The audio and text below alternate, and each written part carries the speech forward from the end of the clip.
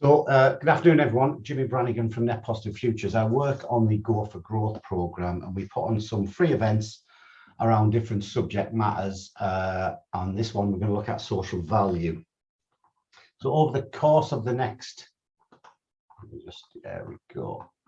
Course next 30 for 40 minutes or so, I want to look at the understanding social value in the context of sustainable development goals, thinking about your own social value narrative, and then some reflections on where it is with the public sector.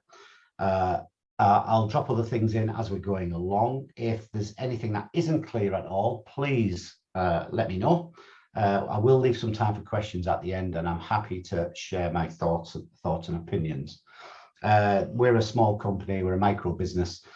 We've always worked in the field of sustainability and social value.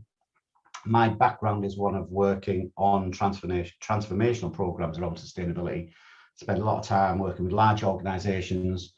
And over the past probably 8 or 9 years, I've ended up specializing working with the public sector, both in my Net Positive role and with Go for Growth. And I work a lot with procurement professionals. So I've worked with around 60 organizations, 60 universities even. I'm the retained social value advisor on a number of projects for Blue Light Commercial, work with numerous police forces and local authorities. So I've had a sort of handle on social value and its development over the past few years. And one of the things we try to do is sort of share some of the context, the background, but also what to expect in terms of what's happening on this agenda.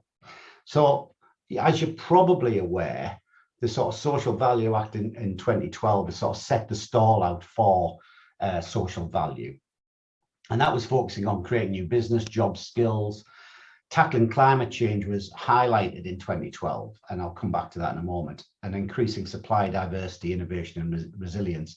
So there's been a national push through public services, and public procurement notices have also picked up on this. So in 2020, they reinforced the message that procurement is about delivering value, not just the lowest price.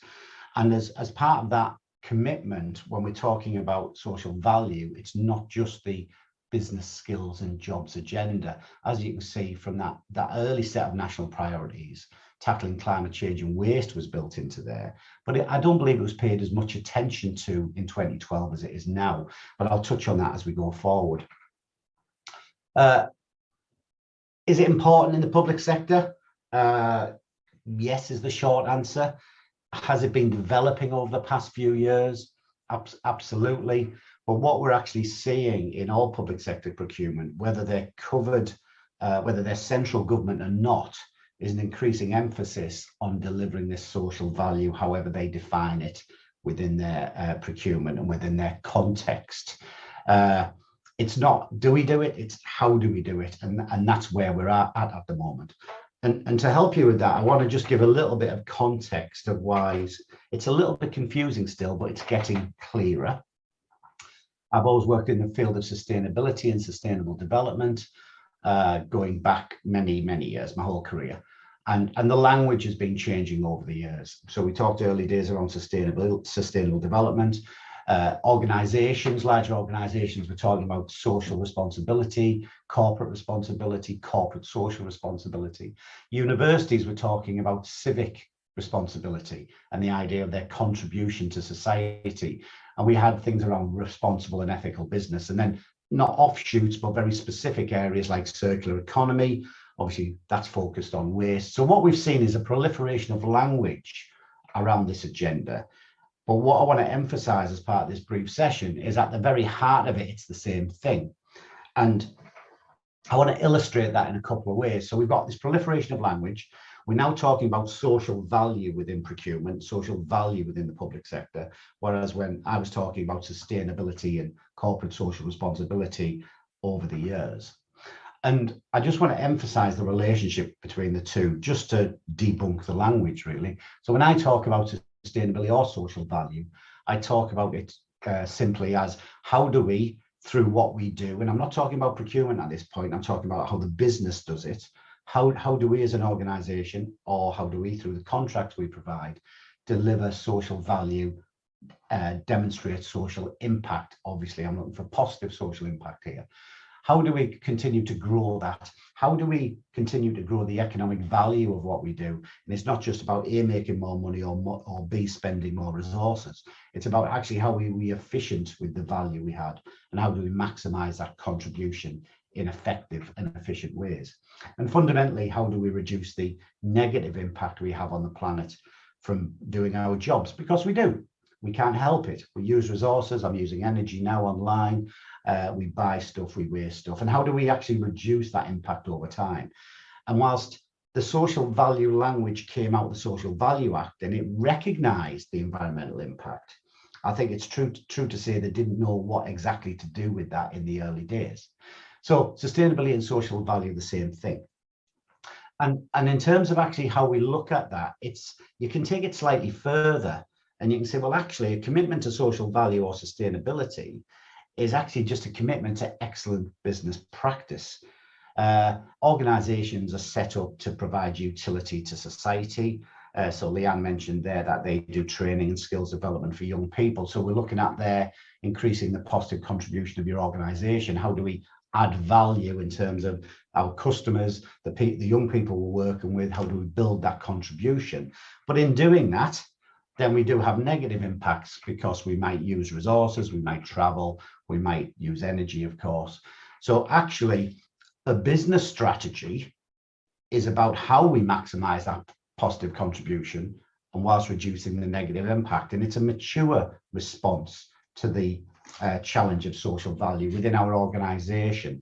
So whilst we might be being asked by the public sector to demonstrate social value on a particular contract, fundamentally as a business, if we think about our social value contribution as a whole, then that helps us shape how we communicate that to potential customers, clients, to access funding.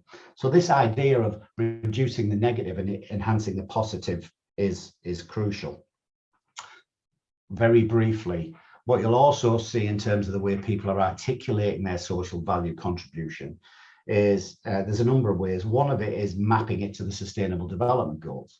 And if you're not aware of these, they're a set of goals, 17 goals, which had 169 targets, which call for action across the developing and developed world.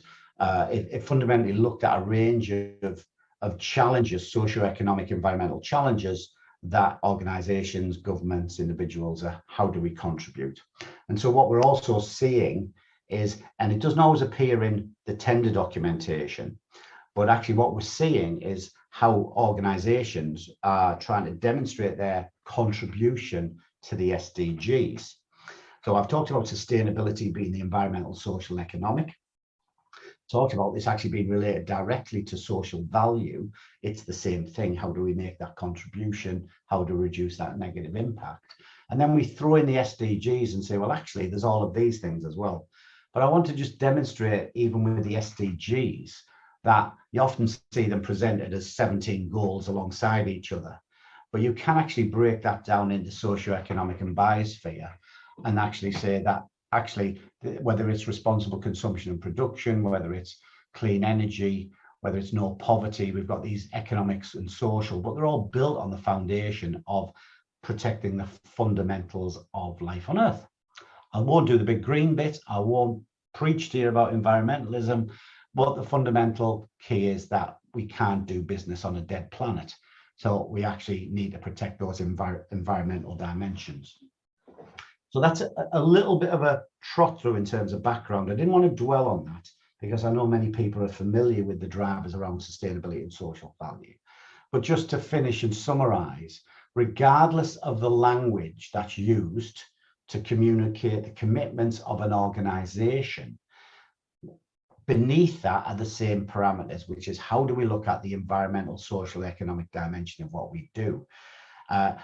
And the different language sets obviously sometimes shape us towards a particular focus. And initially in the social value agenda from 2012 onwards, there was a commitment around the socioeconomic primarily, because they were struggling, the public sector was struggling to articulate how we're going to measure the environmental, how we're going to measure it, how we're going to score it. Because also remember that the public procurement professionals and procurement professionals in general and social value professionals and sustainability professionals. So they've been learning about how to ask the right questions, how to get the right answers, how to understand what the answers are, and then how to manage that going forward. So that's a little bit of background, if you like, to put this into context. I'll just take a drink, excuse me. So we've got those sorts of drivers, that understanding of sustainability and social value. And there are other ways that the public sector is trying to measure social value. And one is the adoption of the TOMS framework, which you may or may not have come across. So there are a set of themes, outcomes, and measures decided on nationally, which organizations are starting to try to measure the social value contribution of contracts against. So what it means is that they apply a weighting to the social value measure. The national minimum for central government contracts is 10%, but I've seen this up to 25%. And some organizations are either using the TOMS framework and sometimes a tool called a social value calculator, as well as actually identifying their own ways to measure. But what are these themes, outcomes, and measures?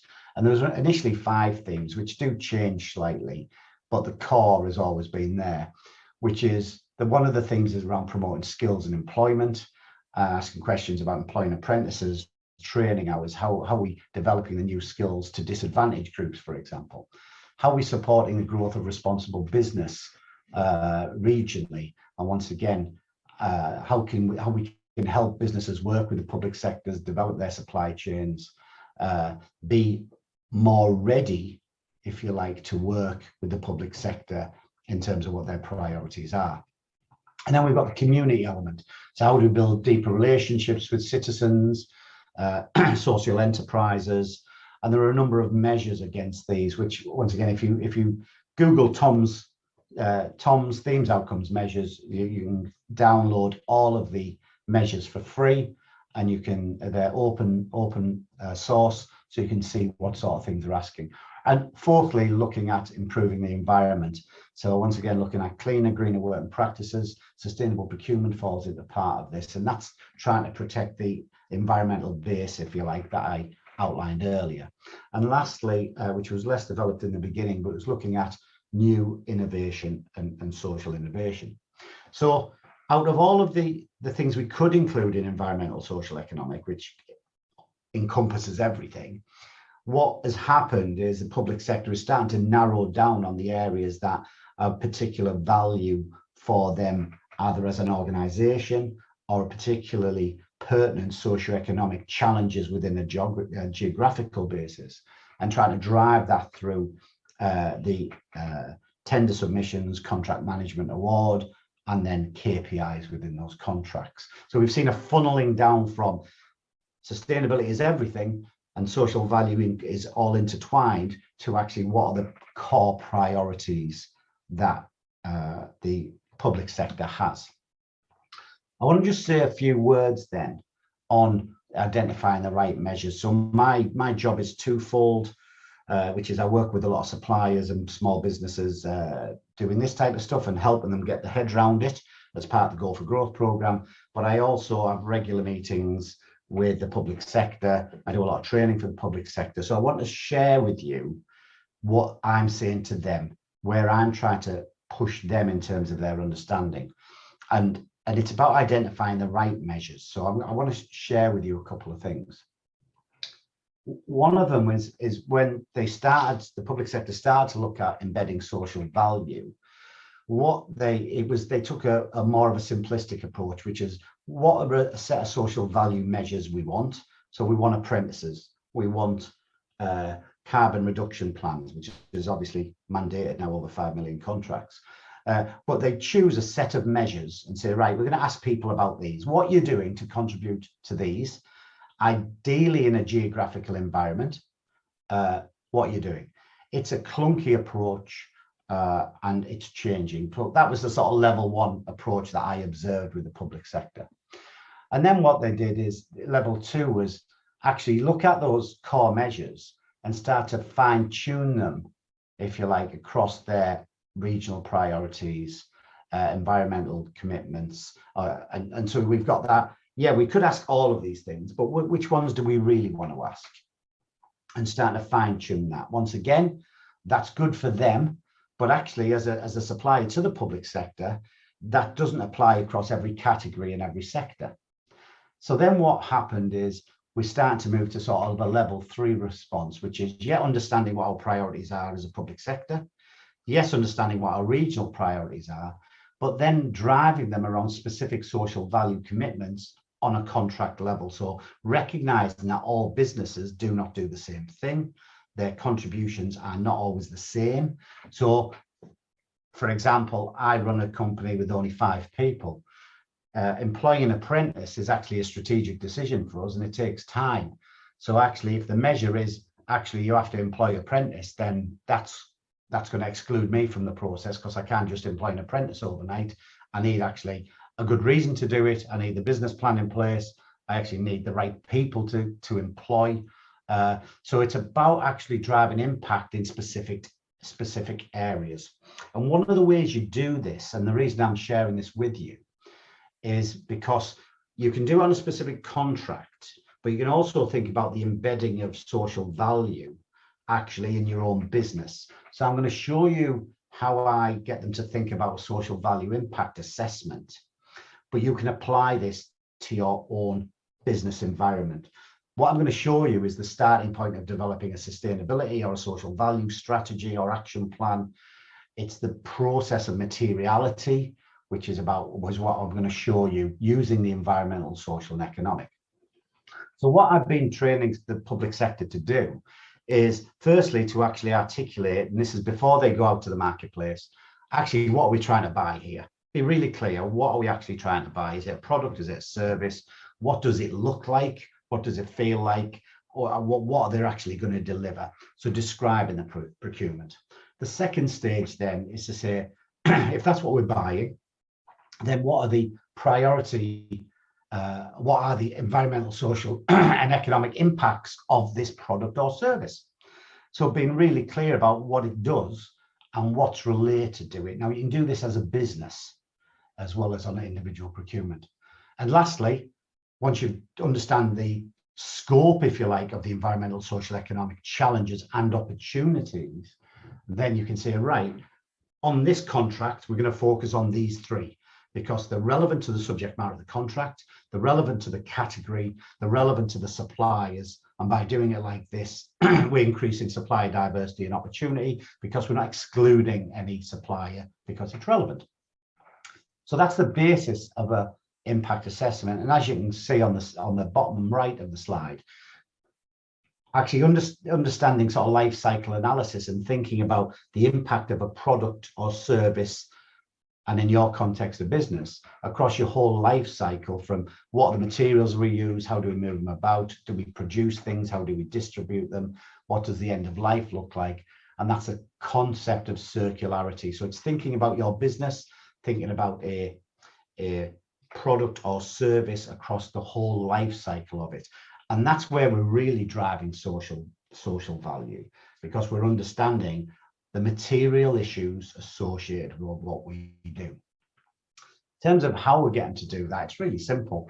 So on a particular product or service, I've been encouraging them to do an impact analysis at the start, which looks at both the positive and negative environmental, social, economic impacts, just on a table. It's a desk exercise. Can we identify which ones are the most important? But firstly, what are they? Then which ones are the most important? And what that ends up looking like is sort of a populated impact analysis. And I did this for a university who wanted to buy sports clothing. And as you can see, what we did is we tried to identify the socio-economic and environmental positive and negatives of this. As you can see, environmental positives are none, because they're just not. Now, you can turn a negative into positive through your business strategy or through the contract award, and this is what I've been talking to the public sector about. You can actually flip things across from negative to positive, but at the starting point of a project, there are not many environmental positives for actually buying sportswear. But you can see there, we've got everything from raw material to distribution to dyes, etc. On the social, we've got employment, the promoting the university through people wearing the clothing. And then you can see the potential is negatives around working conditions, potentially. So these are all risks, if you like. And then once again, on the economic side, we're looking at, the value we bring, the income, and the negative, the cost of the university. And all this does for the sports people buying sports clothing is it then allows them to go, right, well, of all of these issues, what's important to us? What's possible in this contract? And actually, where do we want to focus? Where do we want to focus? The last thing a university wants, I'm using this as an example, is to have everyone trotting around in their branded clothing, and then it's discovered that it was made in a factory that the labour conditions weren't up to scratch, and God forbid there was modern slavery issues. And it's surprising how common that sort of thing is. So it's that impact analysis, a similar one on laptop and desktop. So once again, looking at the priority impact areas, both positive and negative.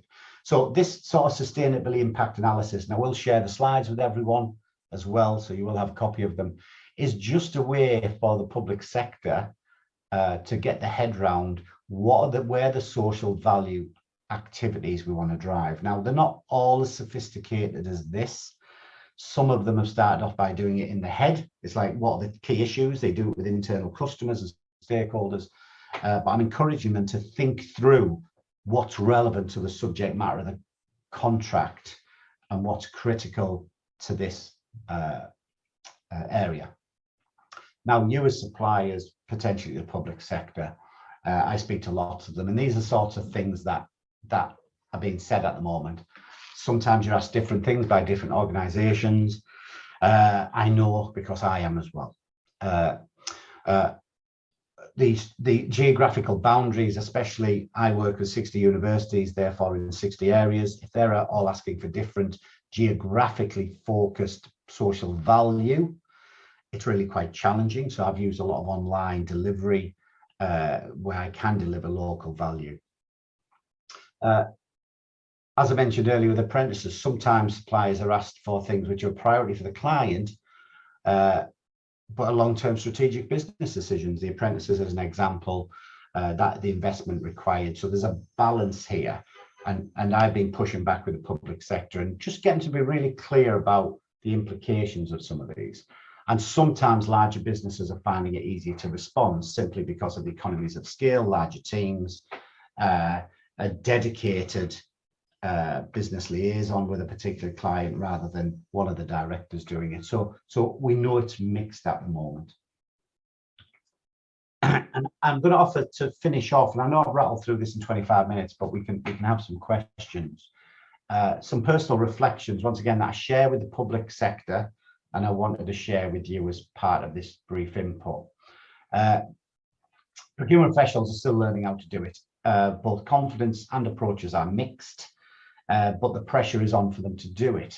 So it is not only it's beyond an emerging agenda, it's very much a developing agenda, and that, I think there's still challenges there which we're navigating through as small businesses.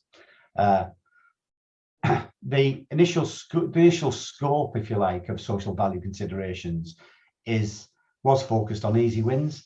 So I'm going back to that level one thing I mentioned earlier. If we just ask everyone these three things, that's great. But actually, that is developing, because that's not a sustainable way forward to just ask everyone about apprentices, everyone about supporting local charities. I understand the value in that, but we have to get more sophisticated of how we drive social value. As I've mentioned already, some procurement teams driven by political factors are focused on geographical contribution. And once again, that's fine if you just work in a very limited community geographically, but we have to work out as providers to the public sector what providing geographically specific social value looks like within our context as a business. And it's worth thinking about, not when you're submitting a tender. It's worth thinking about as a business to say, actually, what is the value we bring? What's the extra value we can bring on a contract over and above our core business, because our core business brings value. But if there's extra we have to deliver, how do we find a way to deliver that to meet the client's needs, but then also to make sure it doesn't overload us as a business? And that's key. Equality and diversity inclusion are increasing in terms of supporting the disadvantaged, the excluded, the members of the community. I know it's increasingly important for the police. It's also important for public sector bodies and local authorities. How do you support the most disadvantaged? And in the current socioeconomic chaos, I would say, that we're currently in, with all sorts of challenges going on, this is going to be an area of further development, I think, and emphasis in terms of supporting the disadvantaged. Climate emergency. So this was slow to pick up from the Social Value Act, but I think if you're providing goods, specifically looking at carbon efficient goods, how you're building energy reduction, reducing impact overall of those is going to increase. I think at some point if you're applying to a contract and it's over 5 million, then you have to have a carbon reduction plan. But I think this is going to be start to be passed on to SMEs, and so that getting your head around what your response looks to the climate and biological emergency is going to be critical going forward, because public sector is asking more and more. And then the last thing is it possible or desirable to shift from short-term social value, increase long-term social value? And for me, this is where, as a business, the more we're on the front foot as an SME, as a small business working with the public sector, how we prepare to actually drive longer term social value in our business and in our business offering, and operationalize that is absolutely critical.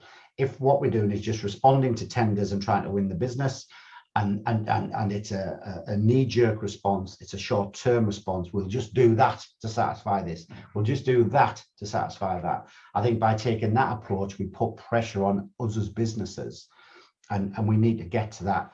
Actually, what's our long-term contribution? What does that look like? How can we add that value? I've went through that fairly quickly because I wanted to leave a little bit of time for questions, and I will share the slides with that as well. The Go for Growth program, if you're not aware, actually specifically helps small businesses become bid ready, and that's everything from free training to free support. It's totally free to businesses, as it's funded by public sector partners, and if you go to the website, there's tools, resources and links for that. So I hope that was useful. I'm going to stop my share and I'm going to stop the recording.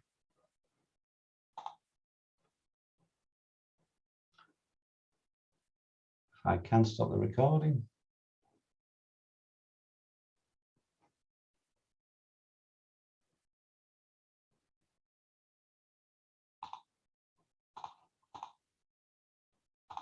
Bear with me. Ah, there it is.